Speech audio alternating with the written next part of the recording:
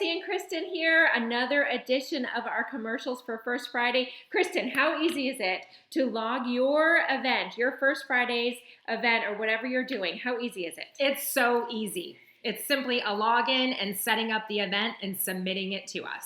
So if you go to fhchamber.com and you go to your member login right here on the right side and you click on it and you related it, Kristen, to just like logging into, what did you share? It's like logging in to pay your water bill or logging in to pay your power bill. It's so easy. So easy. So our login is just like any other login for any other business. Exactly. So you just log in. If you don't know your login, you can reset it at that same page. Absolutely. And then now you're logged into the back office as a chamber member. So where do you go now? You're going to just hit that events button. Right here. Click on that.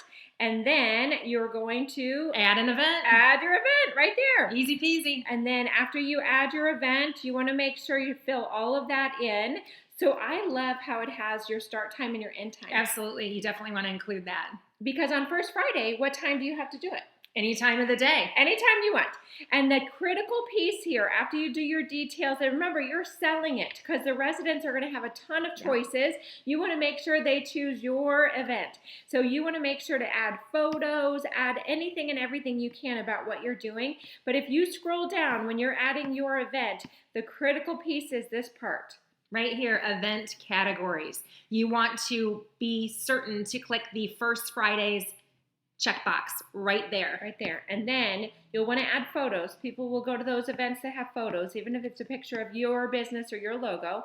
And then you're going to you're going to submit for approval. If you save as draft, it does not get to us to approve it. So you have to submit it for approval. Submit for approval and we get that notification.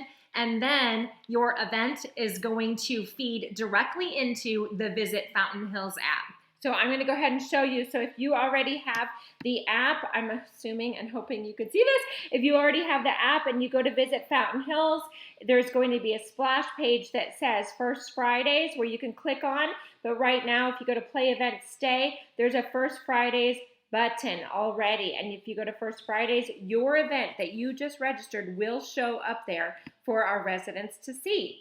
What else? Anything else? Well, I also want to share it's super important to have your event on there because this is where the residents know where to look. We've already received feedback from them that they're very excited about First Fridays and the businesses hosting events. They love coming out to find out what businesses are here in Fountain Hills, and they're going to go to the app, to the First Fridays button to find out who is hosting an event, whether it's during the day or you decide to offer something during the evening. So just to give you an example, you could decide that you're going to offer free coffee and donuts for 1 hour. Your start date is, of course, going to be on First Fridays only, which is May 3rd is this one that you're scheduling for. So May 3rd, say from 6 a.m. to 6:30 a.m. because you might run out of coffee and donuts that quick. Who knows? And that's what you're going to do. You're not going to do a recurrence because we encourage you to do something different and to keep it fresh. And you don't want to forget that you're doing this on a First Friday. So you're going to do just your May 3rd and just your event and what time you're going to start and stop it and then all of your details. And then you're going to submit for approval after you do your event category First Friday. And that's it. So easy. We can't wait to see what you all have in store for our local residents and visitors.